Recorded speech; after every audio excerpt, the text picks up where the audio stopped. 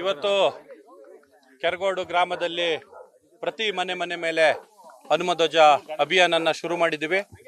ಇವತ್ತು ಅದೇ ಧ್ವಜಸ್ತಂಭದ ಮುಂದೆ ಇರುವಂತ ಹನುಮನ ದೇವಸ್ಥಾನದಲ್ಲಿ ಹನುಮನಿಗೆ ಪೂಜೆ ಮಾಡಿಸಿ ಹನುಮನ ಪಾದದ ಹತ್ರ ನಾವು ಆ ಧ್ವಜವನ್ನ ಇಟ್ಟು ಪೂಜೆ ಮಾಡಿ ಇವತ್ತು ಚಾಲನೆ ಕೊಟ್ಟಿದ್ದೀವಿ.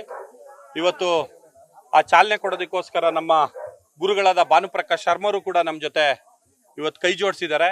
ತಾವು ನೋಡ್ಬೋದು, ಪ್ರತಿ ಮನೆಯಲ್ಲೂ ಕೂಡ ಆ ಒಂದು ಭಕ್ತಿಯಿಂದ ಭಾವನೆಯಿಂದ ಎಲ್ಲ ಮಹಿಳೆಯರು ಕೂಡ ಜೈ ಶ್ರೀರಾಮ್ ಘೋಷಣೆ ಮಾಡ್ಕೊಂಡು ಪ್ರತಿ ಮನೆಗಳ ಮೇಲೆ ಒಂದು ಭಕ್ತಿಯಿಂದ ನಮಸ್ಕಾರ ಮಾಡ್ಕೊಂಡು ಬಾವುಟ ಕಟ್ತಾ ಇರೋದ ತಾವೆಲ್ಲ ನೋಡಿದಿರಿ.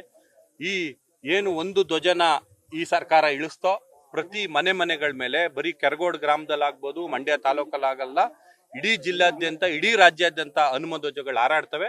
ಯಾರಿಗಾರು ತಾಕತ್ತಿದ್ರೆ ಬಂದು ತಡಿಲಿ, ಆಮೇಲೆ ನೋಡೋಣ. ನಾನು ವಿಶ್ವ ಹಿಂದೂ ಪರಿಷತ್ತಿನ ಮಂಡ್ಯ ಜಿಲ್ಲಾ ಅಧ್ಯಕ್ಷ ಆಗಿದ್ದೇನೆ. ಆದ್ರಿಂದ ಇಲ್ಲಿ ಇತ್ತೀಚೆಗೆ ನಡೆದಂತ ಆಂಜನೇಯ ಸ್ವಾಮಿ ದೇವಸ್ಥಾನದ ಮುಂಭಾಗದಲ್ಲಿ ಊರಿನ ಮಧ್ಯಭಾಗದಲ್ಲಿರ್ತಕ್ಕಂಥ ಹನುಮಾನ್ ಧ್ವಜವನ್ನ ತೆಗೆದ ಮೇಲೆ ಅದರಿಂದ ನಾವು ಅನೇಕ ಹೋರಾಟಗಳನ್ನು ಹಂತ ಹಂತವಾಗಿ ನಾವು ಇಡೀ ಜಿಲ್ಲೆ ಮತ್ತು ರಾಜ್ಯಾದ್ಯಂತ ಮಾಡ್ತಾ ಇದೀವಿ.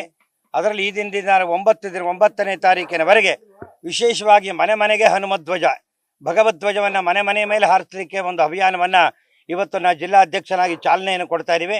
ಪ್ರತಿ ಮನೆಯಲ್ಲೂ ಬಹಳ ಸಂತೋಷದಿಂದ ಸ್ವಾಗತವನ್ನು ಮಾಡಿ ಪ್ರತಿ ಮನೆ, ಪ್ರತಿ ಗುಡಿಸಲುಗಳು, ಪ್ರತಿ ಗಲ್ಲಿ, ಪ್ರತಿ ಮೊಹಲ್ಲಾ ಎಲ್ಲ ಕಡೆನೂ ಸಹಿತ ಧ್ವಜವನ್ನು ಹಾರಿಸುವಂತ ಅಭಿಯಾನಕ್ಕೆ ನಾವಿವತ್ತು ಚಾಲನೆ ಕೊಟ್ಟಿದ್ದೀವಿ. ಇಲ್ಲ, ಇವತ್ತು ರಾಜ್ಯಾದ್ಯಂತ ನಡೀತಾ ಇದೆ. ನಮಗೆ ಕೇಂದ್ರದಿಂದ ಆದೇಶದಂತೆ ನಾವು ಕರ್ನಾಟಕದ ಪ್ರತಿ ಜಿಲ್ಲೆಗಳಲ್ಲೂ ಸಹಿತ, ಪ್ರತಿ ತಾಲೂಕುಗಳಲ್ಲೂ, ಹೋಬಳಿಗಳಲ್ಲೂ ಸಹಿತ ಮನೆಯಲ್ಲಿ ಮನೆಯ ಮೇಲೆ ಧ್ವಜವನ್ನು ಹಾರಿಸುವಂತಹ ಕಾರ್ಯಕ್ರಮ ಹಮ್ಮಿಕೊಂಡಿದ್ದೀವಿ.